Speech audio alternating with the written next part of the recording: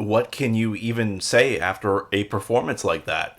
With their season on the line Thursday night, the Jets play absolutely terrible football and lose to the Jacksonville Jaguars 19-3 at MetLife Stadium. We will discuss everything that went wrong today on the Locked On Jets podcast. You are Locked On Jets, your daily New York Jets podcast. Part of the Locked On Podcast Network, your team every day.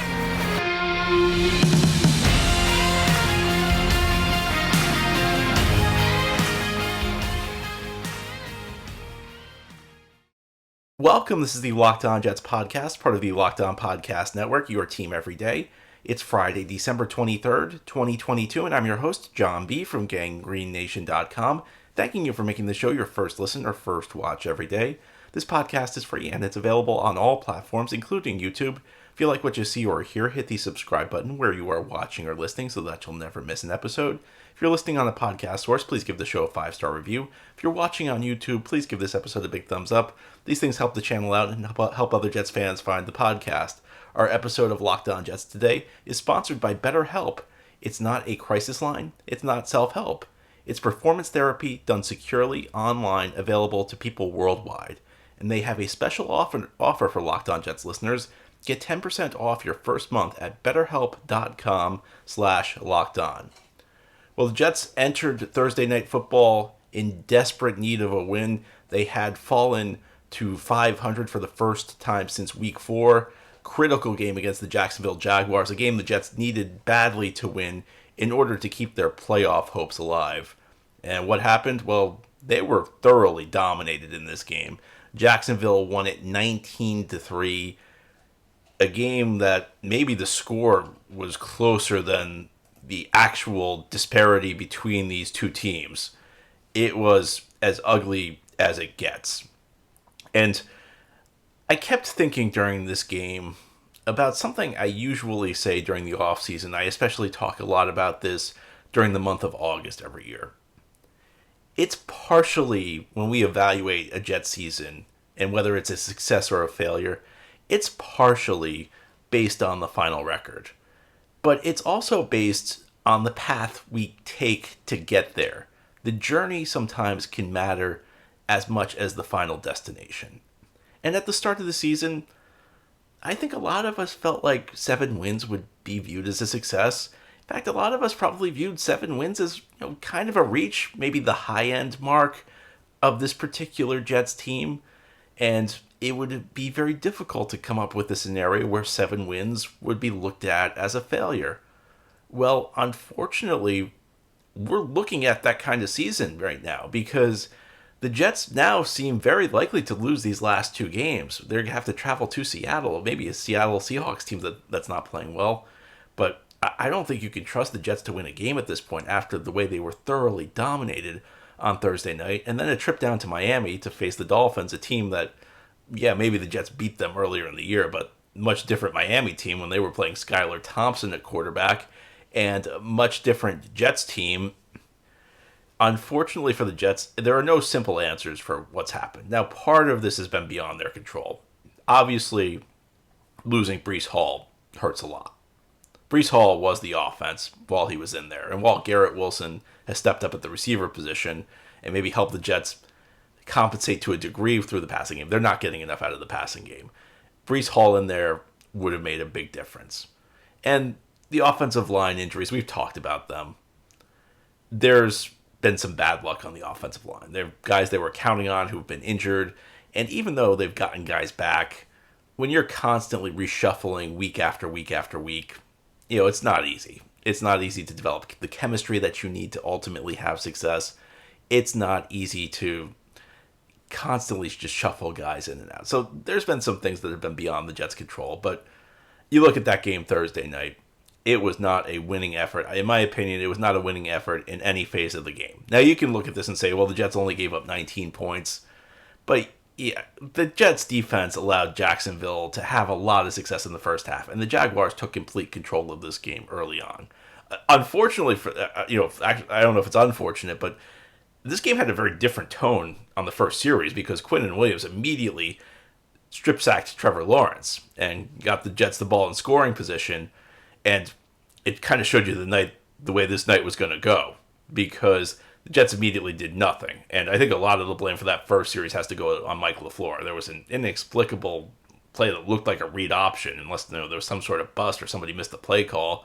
Then a second down run, then a third down play where the Jaguars blitzed and the Jets had no answer for it. So the Jets had to settle for a Greg Zuerlein field goal to take an early 3-0 lead, which, tough to complain about an early lead, but opportunity squandered, and that was pretty much it for the Jets offense that night. And on defense, again, Jacksonville took control of this game early. It was 13-3 at halftime. A 13-point half is not great. And beyond that, just the flow of the game. I know you can say the Jets gave up less than 20 points in this one. Well, again, the Jaguars were in control of this game by halftime. And what bothers me is that the fact the Jaguars took the lead for good on a 96-yard touchdown drive where the defense just, could not get a stop. In fact, this Jacksonville's first half drives, one was a fumble, one was a field goal, and then there was the 96-yard touchdown drive, another field goal, and then a missed field goal. So on every drive except for that first one, Jacksonville could have gotten points. If their kicker makes a field goal, Jacksonville's got points on almost all of their first half drives. So you can't say this defense, I don't think you can say it was a winning effort for the defense. Certainly was a better effort than what we saw on offense. And for me, this is the type of game where excuses fail, because I laid out some excuses, and I think that there are some valid excuses for why the Jets have fallen off after their hot start. And listen, I think part of it is, if you're looking at this objectively, and I said this at the time, I don't think it's fair to say it was the only reason the Jets had early success. I think you have to give the Jets success, because give the Jets credit, because they were playing good football earlier in the season. And I don't think it's fair to just completely write it off, but of course, the string of backup quarterbacks that they faced certainly contributed to it. It played a role, and it helped the Jets, maybe beat expectations in the early part of the season. Again, you give other guys credit. Breece Hall was playing phenomenal football at the time he got injured. And of course, there's been bad luck, but this is the type of game, in fact, I think the last two games, they're the types of games where you just can't dismiss this as bad luck, because these are two winnable games. Listen, these are two teams that Detroit last week and Jacksonville this week. These are two teams playing well, but when you get these teams like this in your building in December and you can't take care of business, you don't deserve to go to the playoffs. And I think any chance the Jets had of making the playoffs ended tonight. And I've been pretty vocal about this, that I felt like it was probably going to take 10-7 to get the Jets into the postseason this year. Beyond my views on how many wins it was going to take, the Jets obviously need to win games in December. Typically what happens in the NFL at this time of year is you got a bunch of teams, in the mix for that last playoff spot. And it's the team that plays the best in December, the team that gets hot in the final month of the season. I guess, this regular season now ends in January with week 18, but the beginning of December through the end of the regular season, it's the team that gets hot. And the Jets they're the team that's cold right now. They're the team that's fading. And I hate to, you're going to look back on this season, a season where the Jets have made genuine progress, and say it's a failure. And maybe that's a little harsh, but I think the way the Jets, if they finish 7-10, the way that they get there, it makes it very, very difficult to view this season ultimately as a success, because you started 7-4. You were right in the mix. It would be one thing if you were playing like Jacksonville right now. The Jaguars missed the playoffs. Their fans are still going to view the season as a success, because they got their team playing great down the stretch. They saw a better team in December than they saw in September. And of course, part of this is their young quarterback, who was up and down in this game, but for the most part, their young quarterback, Trevor Lawrence, is genuinely growing. In a way, Zach Wilson is not. And as we continue this Friday game recap episode of the Locked On Jets podcast, we're going to talk about Zach Wilson, because he was not good enough once again in this game. It's been one of the stories of the season. Zach Wilson not growing. It did not hurt the Jets early. It's really hurting them now. We will talk about this more as we continue this Friday game recap. Today's episode of Locked On Jets is brought to you by Turo. Turo is the world's largest car-sharing marketplace. With Turo, you can book any car you want, wherever you want it, from a community of local hosts. You can browse a huge selection of vehicles for just about any occasion or budget across the US, Canada, the UK, and Australia. You can book a spacious SUV or minivan for a family road trip. You can get a classic or luxury car for a special event, birthday, or holiday. You can find affordable economy cars if you're on a budget and just need to get from point A to point B. You can test drive that new electric vehicle you've had your eye on to see how it fits into your everyday life. You may be traveling for the holiday this week. I'm traveling. I'm on the road. If you're watching on YouTube, you may see a different background. I am now on the West Coast. Fortunately, I was able to beat the bad weather out on Thursday. And, if you need to get around, check out Turo. Many Turo hosts can deliver the car right to you, and every trip is backed by liability insurance. Terms, conditions, and exclusions apply. Forget boring rental cars and find your drive at Turo.com. Did you know that driving high is considered driving under the influence? That's right, driving under the influence of marijuana is against the law in every state, even in states where marijuana is legal. That means driving high could get you a DUI. And if you think law enforcement officers cannot tell when you are driving high, you are wrong. Your friends can tell, your coworkers can tell, even your parents can tell, everyone can tell. So what makes you think that law enforcement officers don't know when you're driving high? Driving under the influence of marijuana can slow your response time and change how you perceive time and speed. So even if you think you're fine to drive when you're high, you are not. Because the bottom line is, if you feel different, you drive different. And driving high is driving under the influence. So remember, drive high, get a DUI. Paid for by NHTSA. Thank you for making Locked On Jets your first listen every day. This show's free and available on all platforms, including YouTube. We are here to recap a Jets loss as the Jets fall to the Jacksonville Jaguars 19-3 at MetLife Stadium on Thursday Night Football. Jets record falls to 7-8 on the season. The Jets are now under 500 for the first time since they were 1-2 after their Week 3 loss to the Cincinnati Bengals.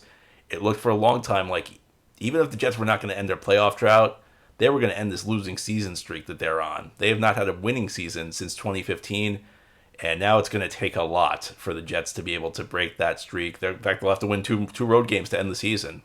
It's going to be a tall order. And part of the reason it's going to be a tall order is their young quarterback has not grown this year. Zach Wilson went out there on Thursday night against Jacksonville and played another, let's just say it was a miserable game. And I think the mistake people make when they evaluate these quarterbacks is when you see sometimes people like go easy, a little bit easy on Zach. And sometimes I go easy on Zach, but I think the mistake you make is that you believe that because it's not 100% the quarterback's fault, that means it's 0%. And there's a difference between it not being 100% the quarterback's fault and it being 0% the quarterback's fault. It's not 100% Zach Wilson's fault. The offensive line is just bad right now. And, the Jets are not getting much from their running game. Bam Knight, who got off to an outstanding start, this first 3 games, has really slowed down these last couple of weeks. And, the receiving position, they've had guys in and out. They've had guys injured, guys not playing great. But, you can reach a point where you just have to state the obvious. Zach Wilson's not good enough right now. Last week's against Detroit, it was kind of a mixed performance, and there were some genuinely good moments, but as happens so frequently with Zach Wilson, he doesn't build on the good, and the bad just keeps repeating itself over and over and over. I've said this many times. With Zach Wilson, it's always 1 step forward, 1 step back, or even 1 step forward, 2 steps back. There's never consistent progress. And I know the only interception was kind of in a Hail Mary situation in this game, but, he put a couple balls in harm's way again. He's constantly throwing the ball into double coverage. He doesn't know what he's seeing. He can't move within the pocket. I, in some ways, felt like the benching after the New England game was the best thing that could have happened for him because it would give him a chance to get away, maybe even sit for the rest of the season, come back next season a little bit stronger. Maybe the failures would be a little bit more distant. Maybe the fan base would be willing to give him another chance. Mike White getting hurt has forced Zach Wilson back into the lineup. And now we're getting even more failure from Zach Wilson. I feel like it's going to be tougher and tougher for him to come back from what we're seeing because The Jets scored 3 points in this game with Zach Wilson at quarterback, and those 3 were gifted by the defense. The defense put the Jets in scoring range to get those 3 points. So it's not even like you can say Zach Wilson led the Jets to 3 points. Zach Wilson led the Jets to 0 points in this game. A game the Jets needed badly. A game against a defense that's not that good. And, I mean, here's the worst part, I think. The Jets benched Zach Wilson for Chris Streveler, a practice squad quarterback. I mean, what does that tell you about what Robert Saleh thinks of Zach Wilson if he's benching him for a practice squad quarterback? I mean, not a guy with experience. It's one thing to bench him for Joe Flacco. That would be bad enough if he got benched for Joe Flacco. It was bad enough he got benched for Mike White, if we're being honest. He got benched for Chris Streveler. And it gets even worse. I said that was the worst part. I was wrong. The worst part is the offense actually moved the ball better with Streveler. And listen, you saw how limited Streveler is. I think watching Streveler in the fourth quarter of that game and late third quarter, that should probably end all calls for Streveler to be the starting quarterback in a world where maybe there's a better option than Zach Wilson, because you saw Streveler's not an NFL level passer. But another amazing thing is Streveler made a terrible throw on a pass to CJ Uzomah where it's a layup touchdown. He badly underthrows it. Uzomah comes back and kind of makes a diving catch, and he gets cheers. He gets cheers for blowing an easy touchdown because he actually completed the pass. At least he didn't throw the ball away. Because Zach Wilson's just airmailing so many passes that you got to hit. It's just bad right now for Zach Wilson. I don't really know what else to say. We've seen a lot of quarterbacks struggle for this franchise. We've seen, over the last 15 years, we've seen young quarterback after young quarterback fail. You could even go back to Kellen Clemens. I don't think I've ever seen a young quarterback struggle to the degree Zach Wilson has, at least one who was drafted this high. I mean, I guess you could argue Hackenberg, but I don't even know if I guess Hackenberg would be the guy, but sometimes you wonder whether Hackenberg really counts because that was so ridiculous. But of the quarterbacks who were actually viable, Zach Wilson's probably struggling more than any of them. He's probably bringing less to the table than any of them. And, what his calling card is supposed to be is having this big arm. But how many times do you see his passes sail because he doesn't have good mechanics? Having just a lot of raw power in your arm does not do you a heck of a lot of good if you don't utilize it in a way that's going to drive the football down the field, in a way that's going to drive the football into tight windows. It's not going to work. I don't really know whether Zach Wilson could start another game for the Jets this year. And listen, this game, I don't want to act like this was some sort of seminal moment for Zach Wilson because, quite frankly, heading into this game, it's always felt like a long shot the last couple of weeks, because if you look at the way Zach Wilson's begun his career, there are not many quarterbacks who come back from how poorly he's playing. He's just not ready. He's not good enough right now. But if you had told me at the beginning of the season that Zach Wilson would be getting benched for Chris Streveler and the Jets offense would look better with Streveler because Streveler could at least make some plays with his legs, it would be a very sad situation for the Jets. And Zach Wilson was playing poorly earlier in the season. It was not costing the Jets games. Now it's costing the Jets games. And it's difficult to say where the Jets go from here. And the other issue is every single quarterback the Jets have put in over the last 2 years has played better than him. Mike White's played better than him. Flacco's at his best has been better than Zach Wilson. Even Josh Johnson last year against the Colts was better than Zach Wilson. There's just not a lot good you can say about Zach Wilson right now. And it's unfortunate. And it's clear that the Jets are going to have to do something at the quarterback position in the offseason, because bringing back Zach Wilson as the starter is just something they can't. It's just not a viable option for them. Of course, it was not only Zach Wilson's fault on Thursday night. As we close out this Friday edition of the Locked On Jets podcast, we'll talk about some of the other areas where the Jets failed in this game. Well, the Jets certainly did not come through as 1.5-point favorites on Thursday Night Football, but there are plenty of interesting games coming up this weekend, and you should know that BetOnline.net is your number one source for sports betting info, stats, news, and analysis. You can get all the latest odds and trends for every professional and amateur league out there, from pro football to college bowl season to basketball. They've got it all at BetOnline.net. And if you love sports podcasts, you can even find them at BetOnline as well. They're the fastest and easiest way to get your betting info. So head to the website today or use your mobile device to learn more about the trends and the action. BetOnline, where the game starts. This is the Locked On Jets podcast here on this Friday, recapping a Jets loss as they fall to the Jacksonville Jaguars 19-3 at MetLife Stadium Thursday Night Football. We talked about Zach Wilson being the number one culprit. And listen, it's always the quarterback position. And right now, for all the issues the Jets have, a lot of them could be fixed if they were not getting, zero from the quarterback position. That's what they're getting right now. But there were some other issues in this Thursday night game. I talked in the first segment. I don't care. I don't think the defense played well in this game. I do not think they got the big-time performance they needed from this unit. And this unit's supposed to carry the football team.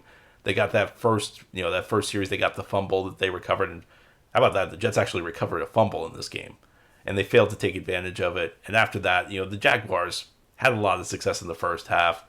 And then, once they get the lead, I don't really buy into the defense playing well, once you're 2-3 scores behind in the second half, because the other team's offense has an incentive to play very conservatively. And even if they're throwing the ball, your quarterback's going to make decisions that he may not make in a tighter game, because at that point, your goal as an offense is just to avoid the big mistake that's going to change the game. So the defense did not play well enough. But a guy who I think also deserves a lot of criticism in this one is Mike LaFleur. And I've been pretty vocal about him. And I think people misinterpret what I say about LaFleur. I'm not acting like LaFleur is one of the great coordinators in the league when I defend him. I'm saying that, when you get the quarterback play Zach Wilson's providing, lots of coordinators are going to look bad. When your players don't execute, you'll look pretty bad.